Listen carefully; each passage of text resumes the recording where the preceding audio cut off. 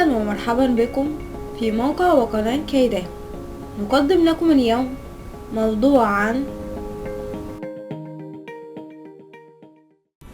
اجعلي أحمر شفاهك كريزي في الخريف. أولا اختاري أحمر الشفاه الكريزي المناسب لك. تختلف درجات الأحمر الكريزي إذ أن هناك البلاك بيري والراسبيري والبويسون بيري، فأي درجات منه تناسب شفاهك، ويعتمد اختيار التدرجات على لون بشرتك. فإذا كانت بشرة وجهك بيضاء قومي باختيار الكريزي الداكن، وإذا كانت بشرة وجهك حمضية فالكريزي الحقيقي والغني هو الأنسب لشفاهك. وإذا كانت بشرة وجهك داكنة أو سمراء فما عليك سوى اختيار الكريزي المائل إلى الأحمر الفاتح.